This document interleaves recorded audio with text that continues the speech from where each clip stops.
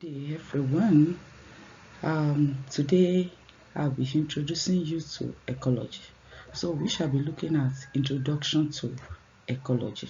And under this, the first thing we are going to look at is the meaning of ecology. When we talk about ecology, the word is actually, derived from two Greek words, oikos meaning house and logos which means study. So literally one can say ecology means the study of house. Definitely house cannot be empty, especially when you're talking about science or biology. So, and that is why we say that ecology is the science that studies different organisms and their interactions with other organisms and their environment and its all surroundings. It could also be referred to as the branch of science that deals with the total relationships of organisms to their organic and inorganic environment. That is to say that when you talk about ecology, it is about studying organisms, where the organism lives, how it interacts with some other organisms, and those things that are inorganic or that are non-living things that are present in that particular environment. And that is why ecology is also referred to as environmental biology. Ecology, when you study ecology, one important thing to note is that the major sustainer of life is Earth. There are so many There are different types of planets, but the heart is the major sustainer of life. That is, it is the heart that sustains life. That part of the heart where living organisms are found is referred to as biosphere. And biosphere is divided into three. You have the air component of the earth, which is referred to as atmosphere. The water component of the earth is referred to as hydrosphere, while the lithosphere is the soil part of the biosphere, that is of the earth.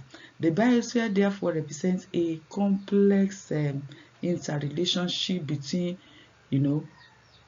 these areas, that is between soil, water, air, and the organisms that are present in them.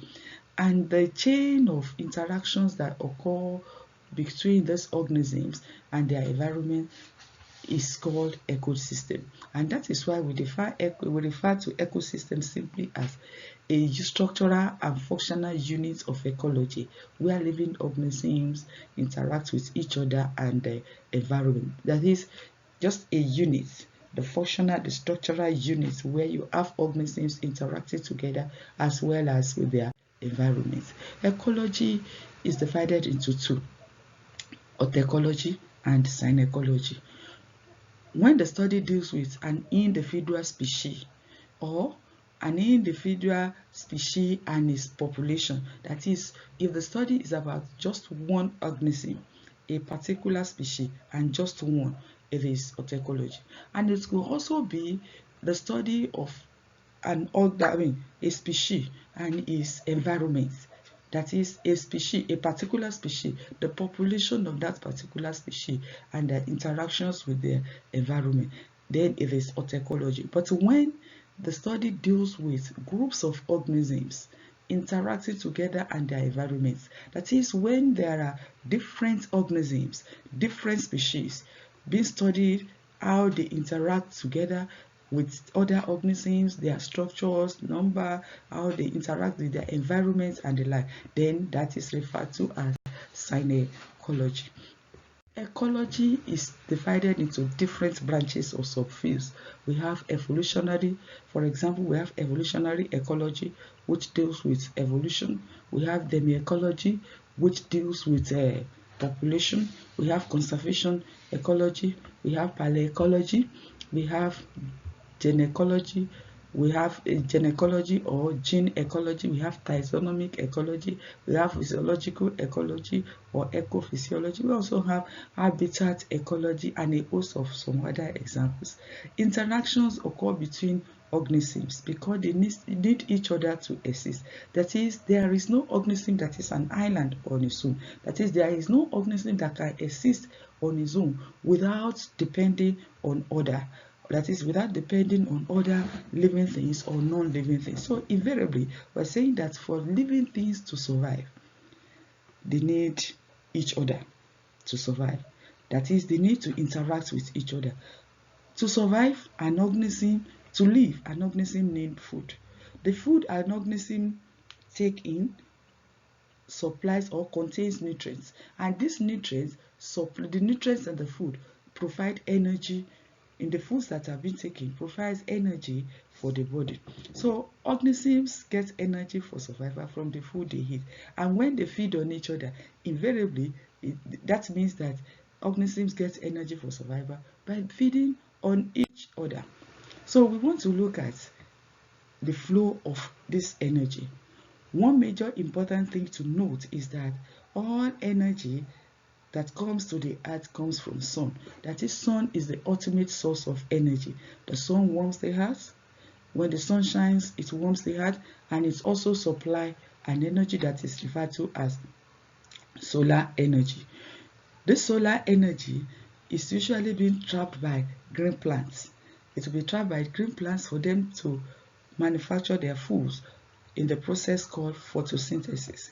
Even though we have some other organisms that use chemicals to manufacture their foods by the process of chemosynthesis, but the most common ones are the energy being trapped, the solar energy being trapped by green plants. And when these green plants are when they manufacture their foods, some animals will come and feed on these plants. Those animals are referred to as herbivores. Another group of animals will feed on these animals. Those ones are bigger animals that feed on the first set of animals are referred to as carnivores. So this is a simple interaction. That is, you have energy flowing from plants to the first eater of plants, that is the herbivores. So energy will flow from the herbivores now to carnivores, and that is how you have flow of energy taking place. So energy flow is simply the flow of energy from an environment to an organism, and from organism to organism.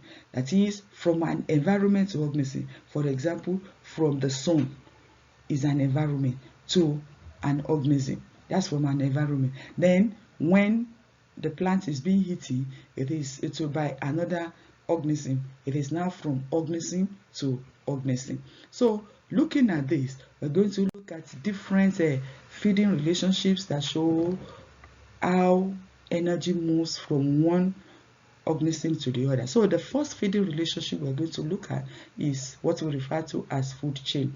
It shows a linear relationship, a linear feeding relationship between organisms.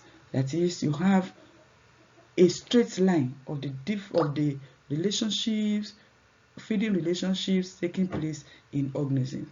Look at this one. Green plants will take energy from the sun, and when energy is taken from the sun, the energy it will move from grass to grasshopper. When grasshopper feed on it, I feed on grass, and energy will move from grasshopper to bird. When bird feeds on grasshopper, and then the energy will move from bird to folks when folks feed on bird. So energy moves on and on like that. The green plants, because they are the ones that manufacture their foods on their own, and they refer to as the producer. The primary consumers are the ones that feed directly on plants. The secondary consumers are those ones that feed on what feeds on plants, and you also have the tertiary consumers. The next one we're going to look at, this is also another example of a food chain. If you look at this space, you will see that it's not joining to the other one. So grass is being fed upon by grasshopper, so energy moves from grass to grasshopper, from grasshopper to frog, and from frog to snake, from snake to hawk.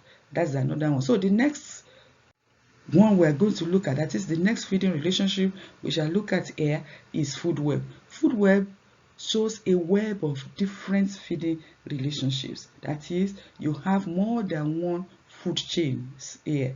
You have more than one food chain. Look at here, you have grass being fed upon by grasshopper, and grasshopper being fed upon by frog, and frog being fed upon by hawk or eagle. Now look at this side again, the trees being fed upon by deer, and deer being fed upon by snake, and snake being fed upon by eagle. So when you have different feeding relationships that are linked together, that is referred to as food web. Now one thing that is of note here is that Each feeding relationship, if each feeding level is referred to as trophic level.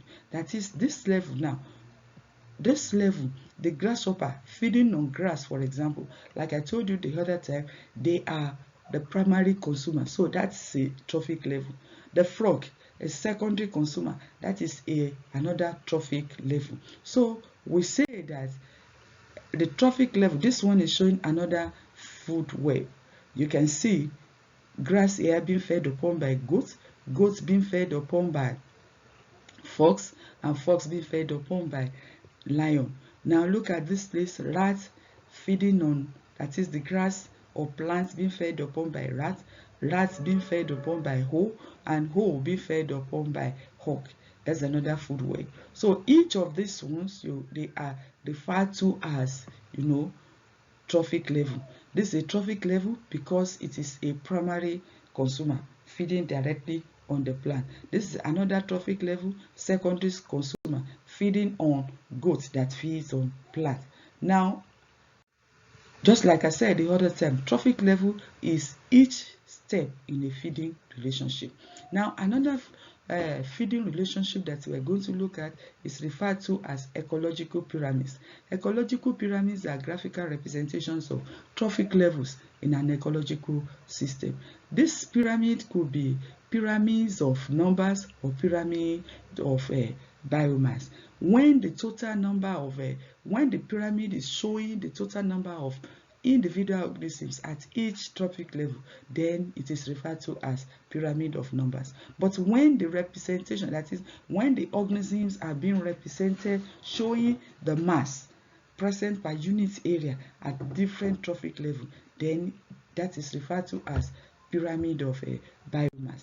Let's look at these two diagrams. The one on the left is showing grasses are about 10,000 grasses being fed upon by 1,000 grasshopper, and 1,000 grasshopper is being fed upon by 100 frogs, and 100 frogs being fed upon by 5 snakes, and 5 snakes being fed upon by 1 hawk. This is showing the trophic level. Different trophic level, at different trophic level is showing the number of organisms that you have there. But the second diagram on your right is showing grass.